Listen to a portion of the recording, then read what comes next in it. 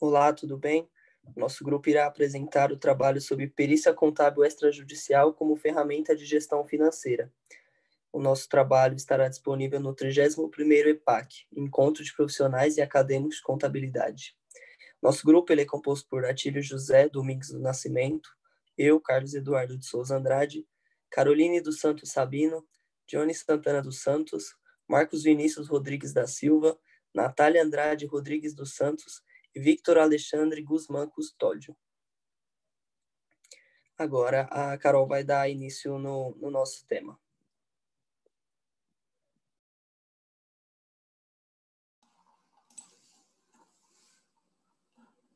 Bom, com as diversas mudanças que nós temos na área trabalhista, na área financeira e política, é normal que isso acabe atingindo também a área trabalhista, principalmente em um cenário que nunca tinha sido cogitado antes, que é o caso da pandemia do coronavírus, e que consegue impactar tantos meios de uma só vez.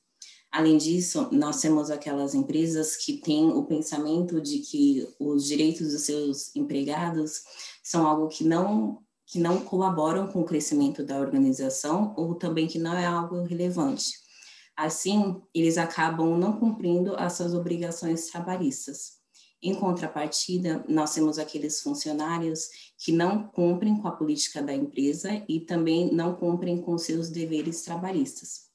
Portanto, o objetivo da nossa apresentação é demonstrar como a perícia contábil extrajudicial é extremamente importante na gestão financeira em reclamatórias trabalhistas e também quais são as suas estruturas. Agora eu vou passar para o Atílio, que vai dar continuidade no assunto.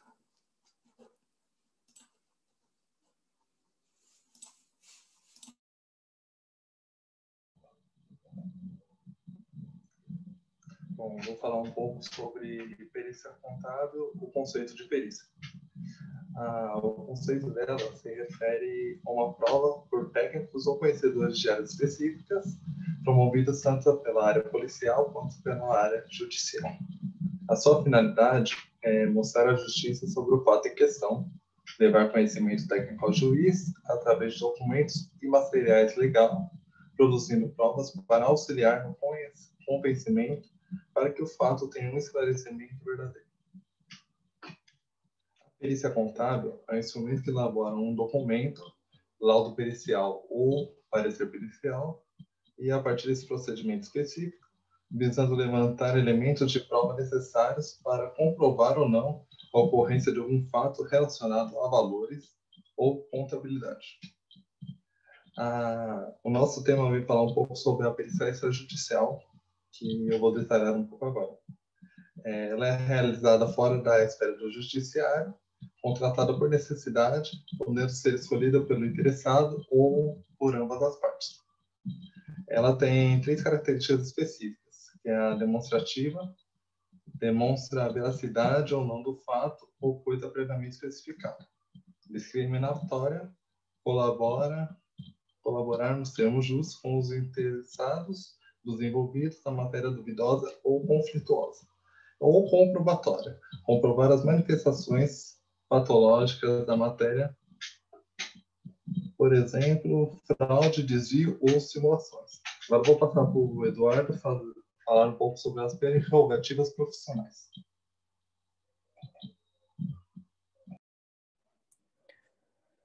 Bom, prerrogativas profissionais é tudo aquilo que define uma função ou um cargo, né? Portanto, podemos considerar que a perícia contábil ela é uma prerrogativa profissional de todos os profissionais da área contábil, assim como acontece também com os auditores, aqueles que trabalham com consultoria, todos esses cargos são prerrogativas profissionais relacionadas à área contábil.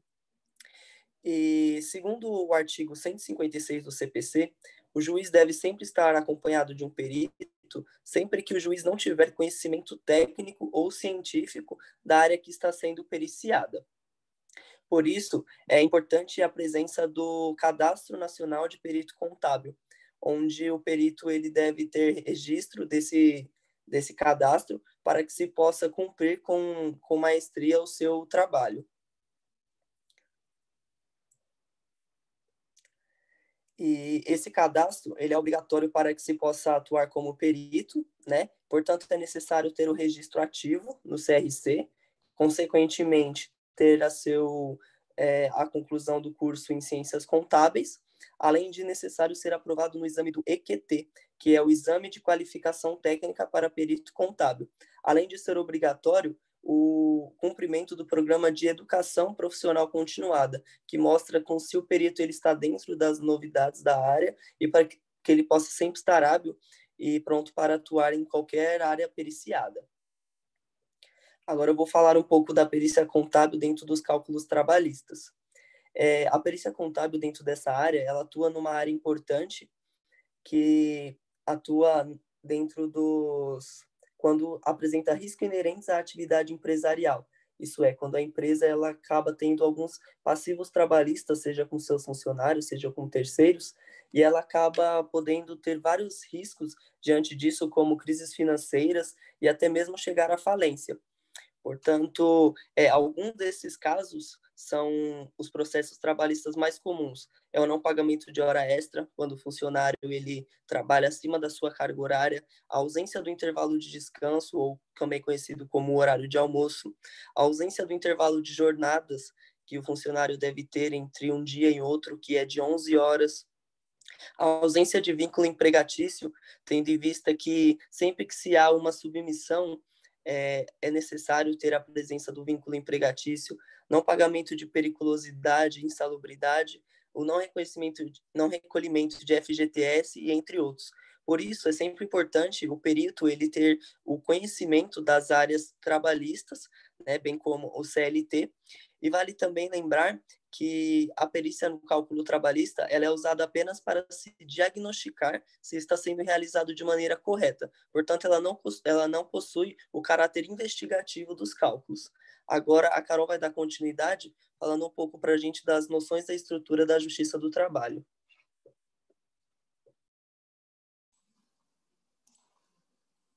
Bom, todas as ações judiciais entre empregadores e funcionários são apuradas e julgadas pela Justiça do Trabalho. Então, qualquer uma das partes que se sentem prejudicadas podem procurar a Justiça do Trabalho. Vale lembrar que ela tem 3 graus de jurisdição. Temos a primeira dos juízes do trabalho, que compõem a vara do trabalho. A segunda jurisdição é tribunais regionais do trabalho. E, por último, temos o Tribunal Superior do Trabalho. Além disso, vale ressaltar que as reclamações trabalhistas podem ser feitas de 2 formas.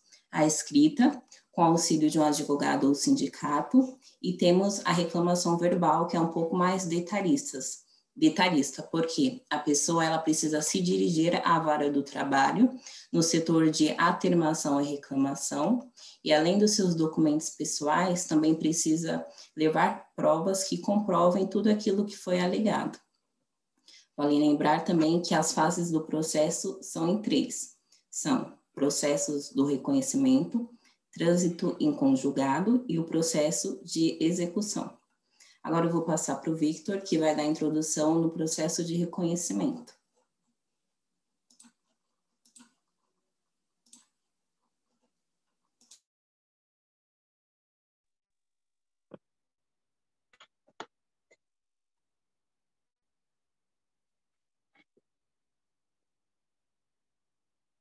O processo de conhecimento é o procedimento na qual será apresentado ao juiz os ocorridos buscando o conhecimento ou não de tal direito.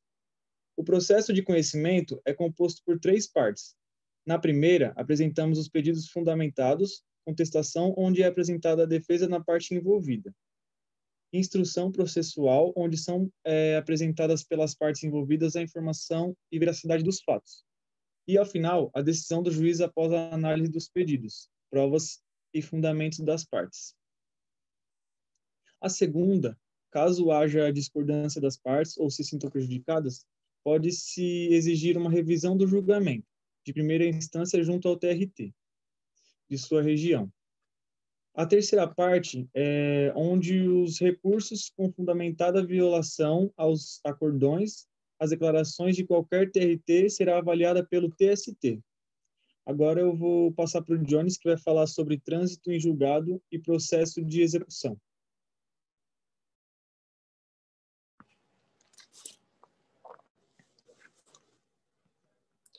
Bom, o trânsito em julgado, ele é uma expressão que condiz com uma fase do processo, que é quando o juiz convoca as partes para a fase probatória, que é o momento onde cada parte apresenta suas matérias e argumentos, e então o juiz aprecia a matéria apresentada por cada parte e dá a sua sentença, que é a decisão final, né?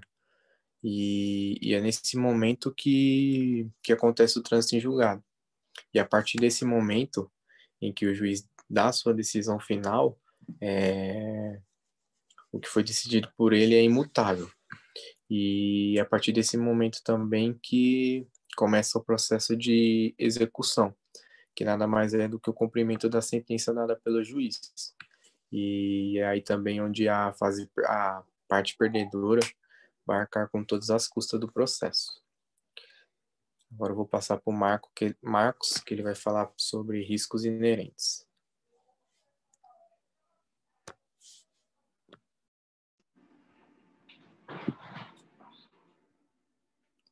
Então, pessoal, eu vou falar um pouco sobre riscos inerentes à atividade empresarial. Vou falar o que ele é e como na prática ele funciona. O risco da atividade empresarial, ele pode ser entendido como uma linha tênue. Eu vou explicar o que seria esse conceito para que tudo possa ficar bem claro a partir daqui.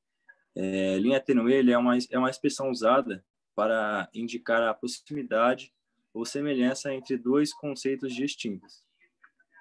Então, retomando, os riscos da atividade empresarial pode ser entendido como a linha tênue entre o sucesso e o fracasso, cuja qual o empresário se encontra suscetível quando exerce uma atividade economicamente organizada, com a circulação de bens ou serviços.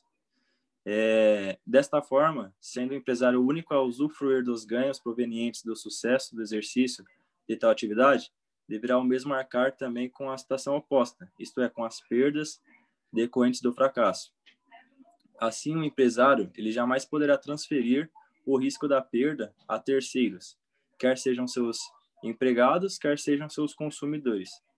Ou seja, a empresa ela assume a totalidade dos riscos da contratação, conforme previsto no artigo 2 da CLT, que cita assim: considera-se empregador a empresa individual ou coletiva que, assumindo os riscos da atividade econômica, admite, assalaria e dirige a prestação pessoal de serviço.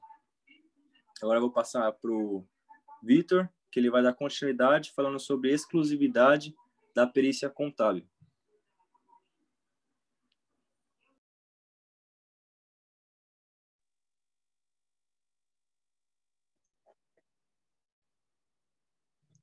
Na perícia contábil, para exercer um cargo de perito, é necessário habilidades técnicas científicas do assunto em pendência, ter formação acadêmica na especialidade da matéria periciada, atuar como auxiliar na justiça ou contratado pela parte interessada.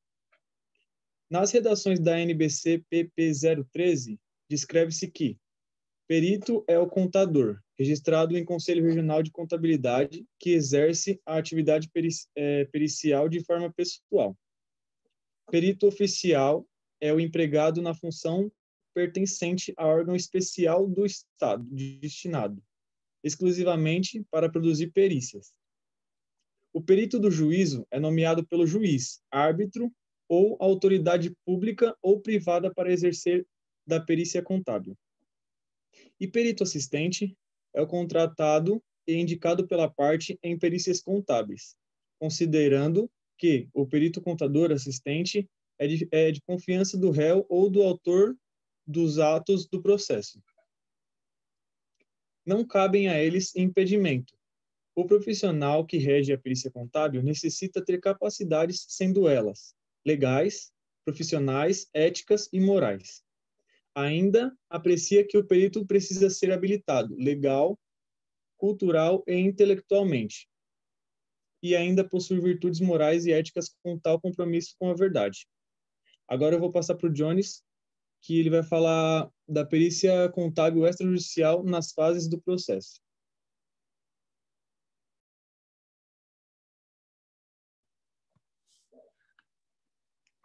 Bom, a perícia contábil extrajudicial, geralmente ela é utilizada na justiça trabalhista, em caso de passivos trabalhistas, que é quando o empregador não cumpre com as obrigações trabalhistas ou não faz o recolhimento correto de encargos sociais. Um outro exemplo também é quando um colaborador é desligado da empresa e precisa ocorrer uma conferência dos valores pagos referente ao tempo de trabalho deste colaborador. Consequentemente, pode ocasionar em penhora de bens e até mesmo bloqueio de contas bancárias. Por isso, a importância de ter um perito extrajudicial,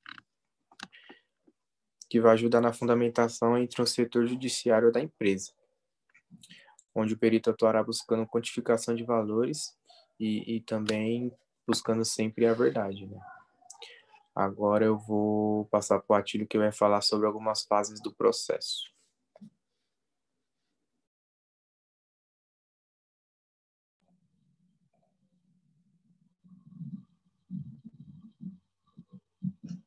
Bom, eu vou comentar um pouco sobre o inicial, a sentença e os recursos subsequentes. O que é analisado no processo são coisas como venda e compra de empresas, bens e direitos, cálculo de indenizações, partilha de bens, liquidação de haveres, entre outros processos. Como o Johnny disse, ele é muito comum na área trabalhista.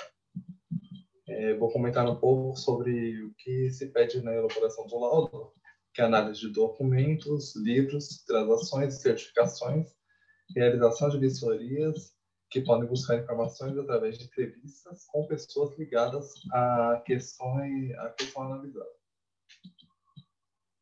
Ele é mais solicitado após a prolação da sentença, onde ficam os pedidos julgados precedentes e fixados critérios para cálculo. Nessa fase, o cálculo norteia a empresa e o jurídico para eventuais recursos, onde serão analisados o valor da condenação atualizado e com juros, probabilidade de sucesso do recurso, valor a ser depositado para recorrer, tempo estimado para julgamento do recurso, entre os aspectos específicos do direito. Agora eu vou passar para o Marcos, que ele vai comentar um pouco sobre o laudo pericial homologado.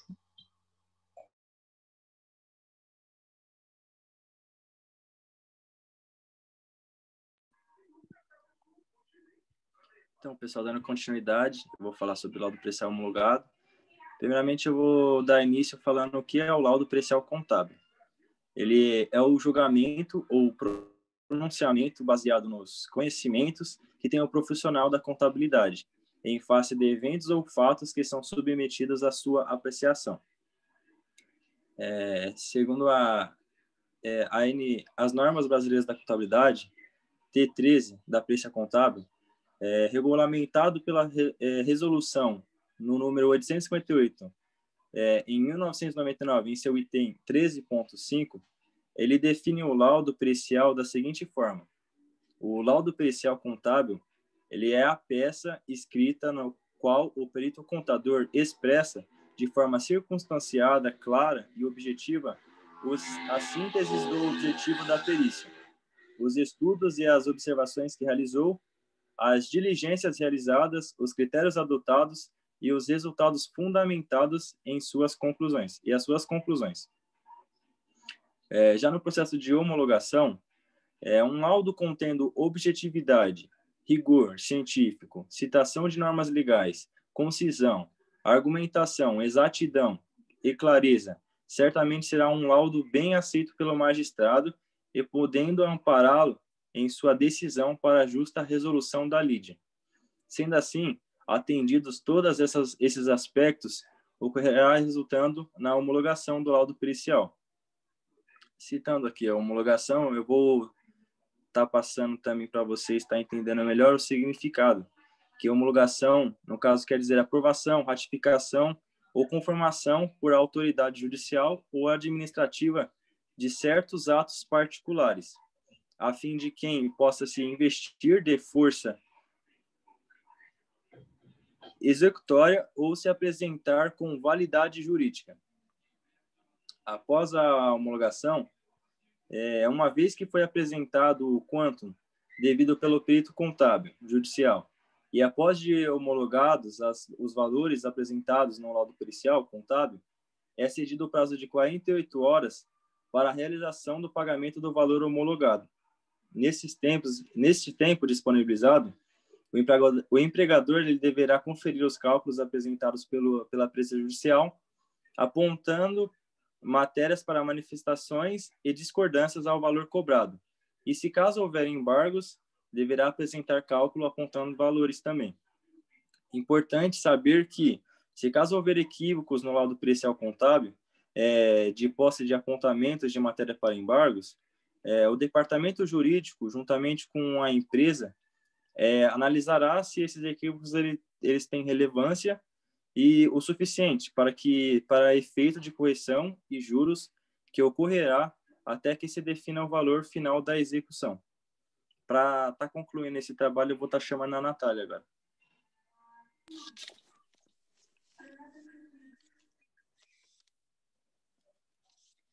Bom, eu vou falar sobre a conclusão do nosso trabalho. E, como já mencionado, nosso trabalho aborda sobre a perícia contábil como ferramenta de gestão financeira, que disponibiliza para as empresas informações precisas para as tomadas de decisões. Assim, a gente pode concluir que a perícia contábil ela é um instrumento que elabora o laudo pericial, que visa levantar provas necessárias para comprovar a ocorrência ou não de algum fato que está relacionado a valores ou à contabilidade. Há também diversos fatores que levam o empregado a buscar um perito nessa área de ações trabalhistas, e os mais comuns são a falta de registro na carteira de trabalho logo que se inicia, e um exemplo disso é quando a empresa contrata um funcionário e não registra ele logo que ele inicia, a fim de diminuir os impostos. E futuramente isso ele pode ser acionado judicialmente por conta dessa prática ilegal. E outros fatores são a falta de pagamento de horas extras, de adicional noturno, a falta de pagamento dos dias pré-estabelecido pelas partes, e entre outros. Por fim, a gente pode concluir que a perícia contábil ela é um instrumento capaz de averiguar e levantar provas necessárias para auxiliar na decisão judicial. E com isso, esperamos que o nosso trabalho tenha proporcionado um melhor conhecimento para vocês nessa área de perícia contábil como ferramenta de gestão financeira.